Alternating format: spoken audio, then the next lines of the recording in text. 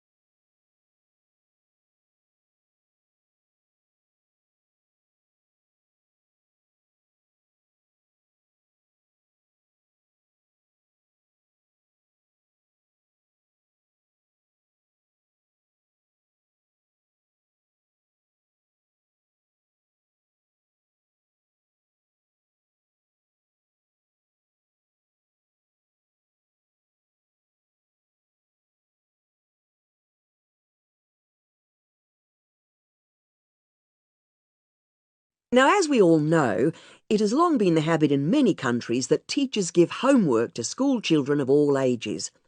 Despite the fact that a minority of educators don't agree with this practice, it has never seriously been questioned or challenged before. However, it may be that the tide is turning. These days, more people are becoming convinced that homework is of virtually no benefit, particularly for children in the younger age group. So, why have teachers always given homework? Well, the answer seems to be because they are obliged to. Most teachers don't really believe it has any real value, and the latest research supports the teachers' feelings about this. Not only does homework have very little impact on children's learning, but it also puts unnecessary obligations and responsibilities onto the parents. These days, not all families have the time or the necessary knowledge to help their offspring. So it would seem that now senior educators want to start a new initiative. Rather than giving homework, they plan to encourage reading books of any kind, just reading. And they claim that this is a far more effective method of consolidating learning than wading through piles of written homework.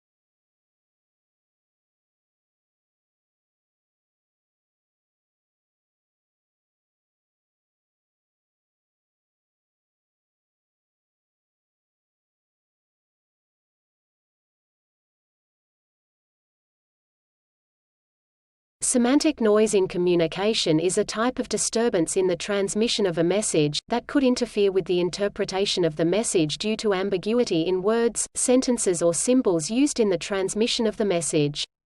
Let's take a step back for a moment to provide a larger framework that helps you understand the idea of semantic noise a bit easier. Communication is the process of transmitting information from one person to another. Information is a pattern of data organized in a particular way. For example, a sentence consists of symbols that form words in a particular language with a particular meaning. The sentence also utilizes grammar, which is a recognized way to structure words forming a sentence. Noise is any type of disturbance that interferes with the interpretation of the information. Some argue that noise exists in all communication. Semantic noise doesn't involve sound but rather ambiguity in words, sentences or other symbols used in communication.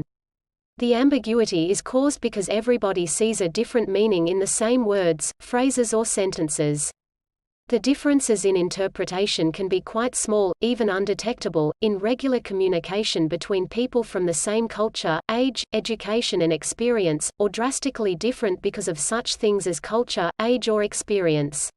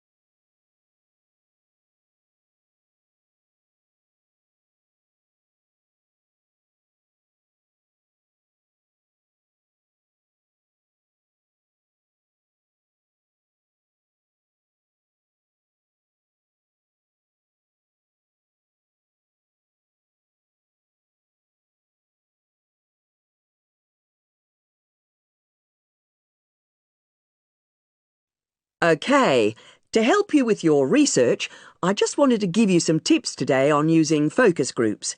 These are groups of people that you get together to find out about their opinions and attitudes, for example, to review a piece of work, or just basically provide some collective input to help you with whatever you're researching.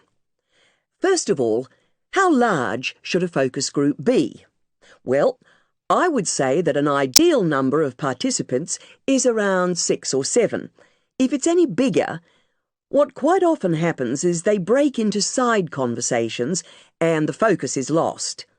If it's any smaller, you may not get the range of views that you need to get a really good discussion.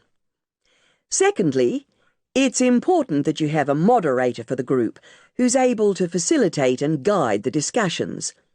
The moderator must ensure that everyone participates and stop anyone dominating. And also, the moderator needs to make sure that the discussions don't go off in the wrong direction. And thirdly, in order to help the group focus on what's required, some basic materials should be used, particularly to kick-start the discussions. This may be in the form of pictures, photos, diagrams, graphs, etc., and will help the group to understand the context of what needs to be discussed.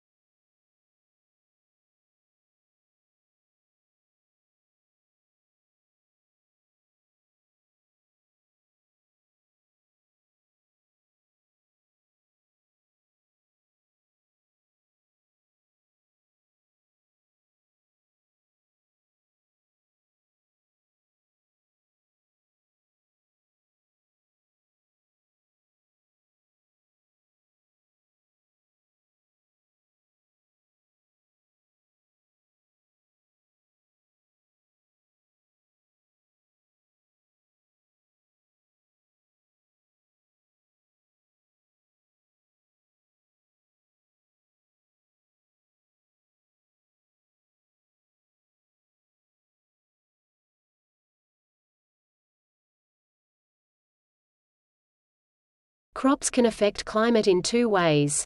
A substantial amount of land surface is used for agricultural production, so the use of land affects the climate. If we deforest a land and plant crops instead, the characters of the land surface will be altered, which will ultimately change the original climate. This requires the cooperation between crop scientists and climate scientists and the integration of two different models.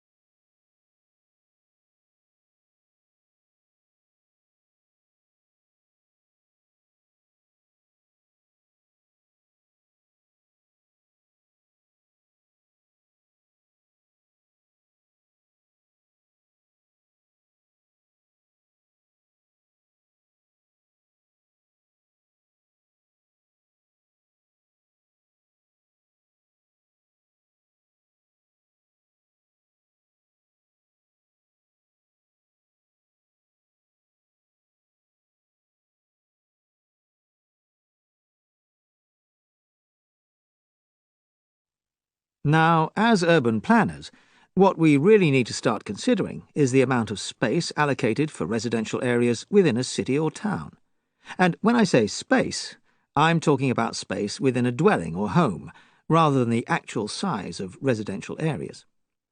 There's growing concern that the internal space of new homes is becoming far smaller, too small, in fact. Maybe you're thinking, is it important for residents to have sufficient space? Is it merely a preference to have more space, or are there more serious implications? Is there, in fact, any evidence to suggest cramped living conditions affect residents' physical or mental well-being or their day-to-day life? Well, research from a number of sources indicates that this is an important issue which needs addressing. Cramped conditions can lead to aggressive behaviour, to family tensions, psychological anguish, and, in the more extreme cases, physical illness as well. Not only this, But there is a proven link between overcrowding and the social and emotional development of children, as well as their educational attainment. So, the main issue here is that residents require enough individual space to be able to live and function together, but with sufficient private space for personal time within the home.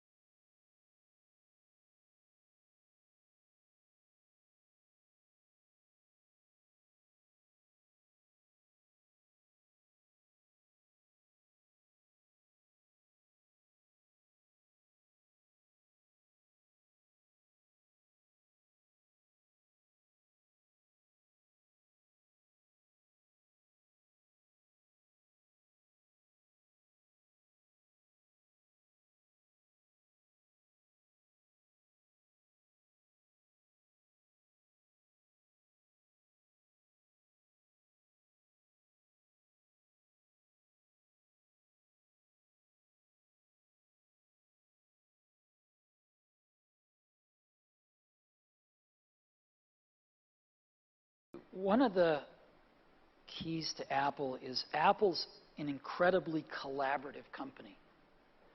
And so,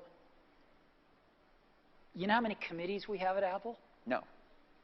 0. We have no committees. No committees. We are organized like a startup. One person's in charge of iPhone OS software. One person's in charge of Mac hardware. One person's in charge of iPhone hardware engineering. Another person's in charge of worldwide marketing. Another person's in charge of operations. We're organized like a startup. We're the biggest startup on the planet.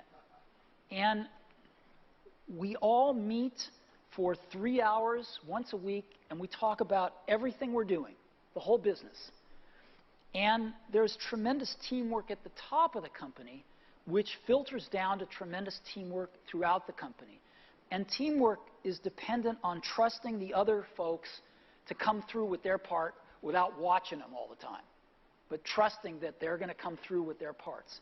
And that's what we do really well. And we're great at figuring out how to divide things up into these great teams that we have and all work on the same thing, touch bases frequently, and bring it all together into a product. We do that really well. And so what I do all day is meet with teams of people and work on ideas and solve problems to make new products, to make new marketing programs, whatever it is. And are people willing to tell you you're wrong?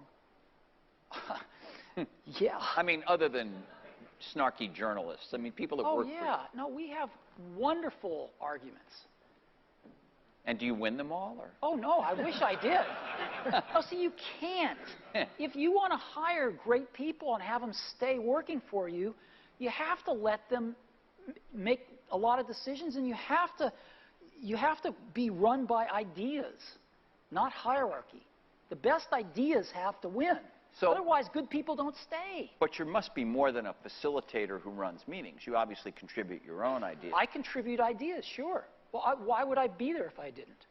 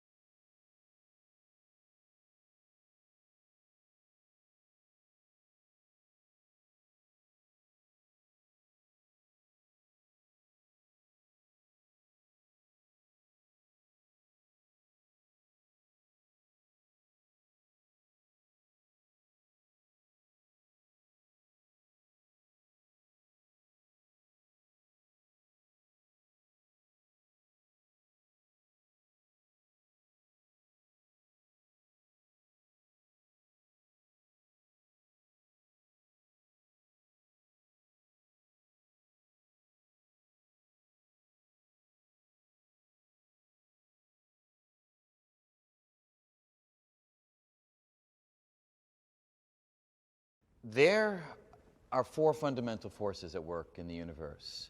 Some of them are very familiar from everyday life, some of them are not. So we all know about gravity. That's one of the four forces. It's what keeps us anchored to the surface of the Earth, keeps the Earth in orbit around the sun. There's another force that we're all very familiar with, which is the electromagnetic force. That's the force that is responsible for electricity, electric currents, for light, for the sun's light. That's the electromagnetic radiation coming from the sun to the Earth. There are two other forces, though, that are somewhat less familiar, and they're the nuclear forces. They are forces that are at work within the nuclei of atoms.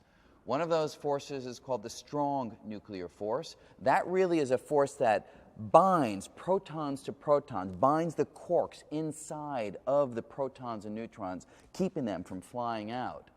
The other nuclear force is called the weak nuclear force. And that's a force that predominantly we know of because it's responsible for radioactivity, radioactive decay. So those four forces, strong nuclear force, weak nuclear force, electromagnetic force, and the gravitational force, those are the forces at work in the universe.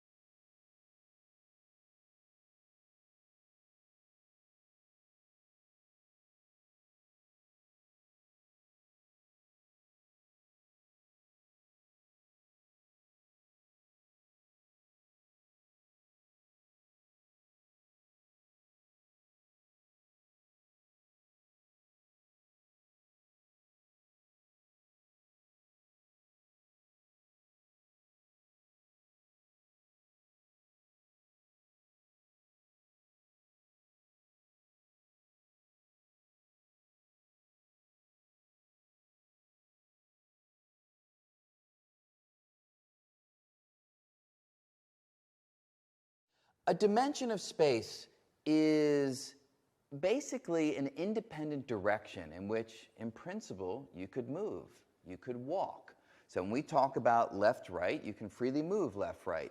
back, forth, you can freely move back, forth, and up, down, you can freely move up, down as well. If you consider a diagonal direction, that's not a new dimension because that's just a combination of moving this way and that way. So when we talk about dimensions, we're talking about the independent directions in which you can move. Another way of thinking about dimensions, they are the data that needs to be specified in order to delineate where something takes place. So if you're having a dinner party, you give your friend a street, a cross street, and a floor number. 3 pieces of information to nail down a location in 3 dimensions of space. According to string theory, in reality, you need to give your friend more than just those 3 pieces of information. If you really want him or her to know where to go, you need to tell them coordinates, data that specifies where in the extra dimensions the dinner party is taking place too. But because the extra dimensions we think are so small, it doesn't matter to your friend whether they show up exactly at the right location in the extra dimensions or not, because things are not able to penetrate them in any meaningful way. But that's what a dimension would be. It's a piece of data necessary to delineate where something takes place.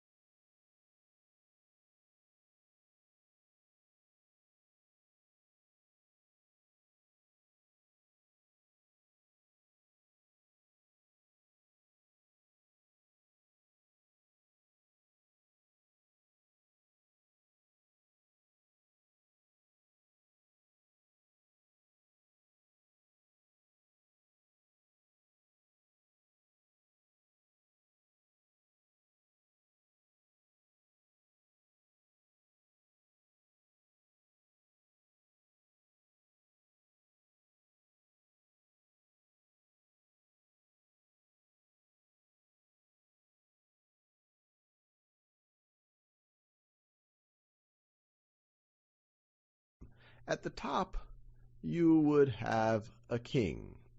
Now, the king would rule over a kingdom. Now, this is not so easy to govern, especially during the Middle Ages, and the king might owe many people things, especially people who helped the king come to power, helped him depose the previous king or to conquer this land. And so, in exchange for that, and to help govern, he might grant land or fiefs to other people. And the key currency in the Middle Ages, under the feudal system, is land, and land in exchange for loyalty and service. So this whole thing is a kingdom. Now right over here, this is a duchy. And a duchy will be controlled by a duke. I guess they didn't call it duchy because that just doesn't sound as serious. So the king might grant a duchy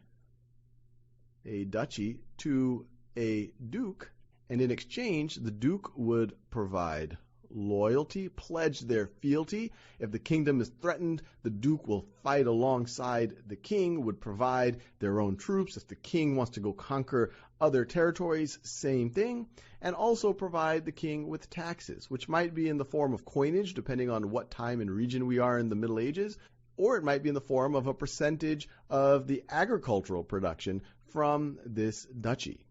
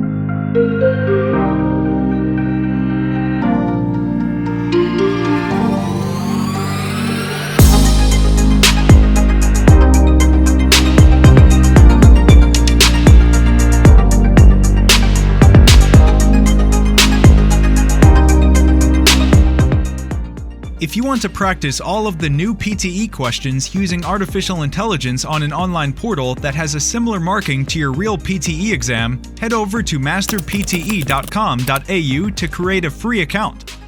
Here, you can practice all 4 sections separately and receive instant feedback for all of your speaking, writing, reading, and listening. You can also view and compare your answers with others who have already succeeded in achieving a high score. Download 9090 Band's template for speaking, writing, and listening. Take mock test, receive instant result, overall feedback, and in-depth analysis which helps you pinpoint exactly where you lose points.